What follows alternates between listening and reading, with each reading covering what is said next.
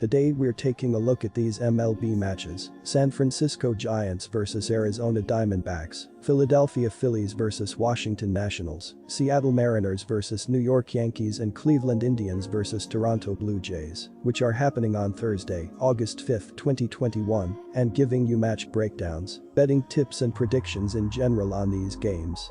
Welcome back to High Stakes. Let's get straight into it. Also, don't forget to subscribe to get notified as soon as we release these sport prediction videos. And if you would like more betting tips and predictions, then check out our Patreon in the link down below. Our new Patreon is a way for us to help you improve your chances of making more money. 5 plans are available for each and every one of you. You can get 30 extra betting picks all the way up to 270 extra betting picks per month. Stop wasting hours of your time searching for bad betting advice that ends up costing you a lot of money. Join the High Stakes Patreon now and get the best betting picks and advice. The San Francisco Giants play the final game of the 4-game series with the Arizona Diamondbacks and hope to win the series and build the divisional lead. The Giants are 67-40 and are in first place in the Nationals League West Division, while the Diamondbacks are 34-74 and have the worst record in the MLB at the moment.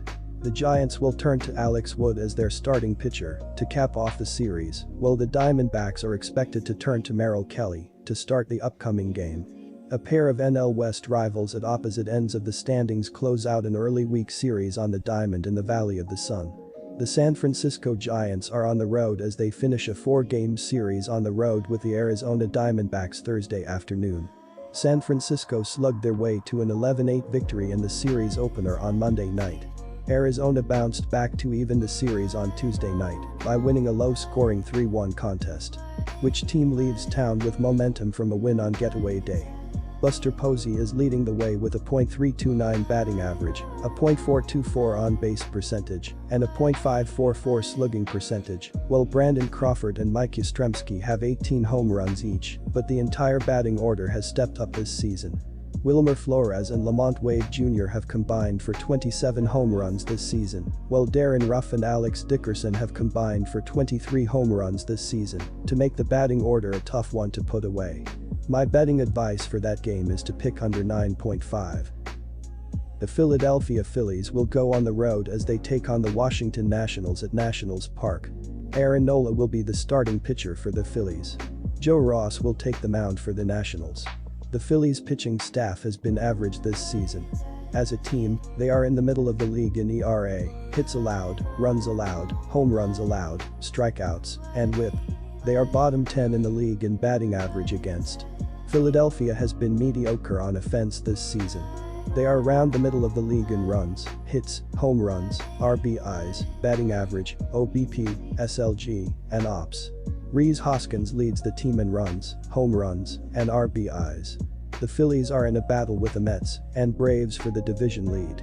They are currently second behind the Mets. Winning the division seems like their best chance of making the playoffs. Left fielder Juan Soto is left in charge of the offense after the departures of Turner, Schwarber, and Josh Harrison. He is batting .299 and has 100 hits this season. First baseman Josh Bell is the only other big name in the lineup on a daily basis, hitting .248 with 18 home runs. They are facing a Philadelphia pitching staff that is number 19 with a team ERA of 4.49. Right-handed pitcher Joe Ross is expected to start for Washington on Thursday. He allowed 5 runs across 4.1 innings in a loss to the Cubs in his last start. It was the shortest outing since May 26 for Ross, who now has a 4.00 ERA through 96.2 innings. My betting advice for that game is to pick under 8.5. Seattle opens a 4-game series in the Big Apple on Thursday against the New York Yankees. The Mariners are currently in Tampa Bay and defeated the Rays for the second straight time on Tuesday, 4-2 after opening their series against the Rays with an 8-2 win.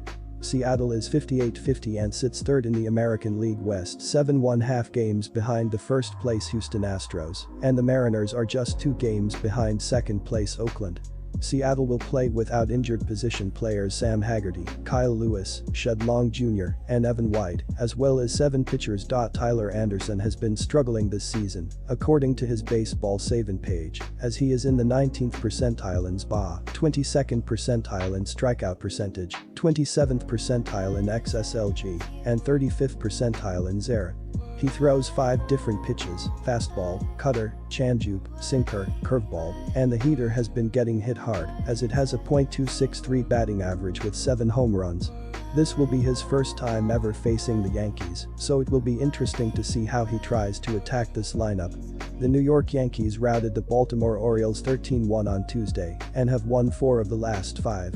Giancarlo Stanton hit a home run and collected 4 RBIs in New York's victory on Tuesday.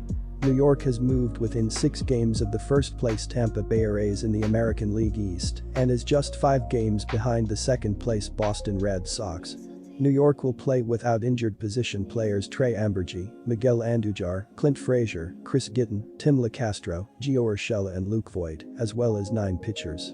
The New York Yankees have been an average offensive team this season, as they are currently 15th with a .715 OPS.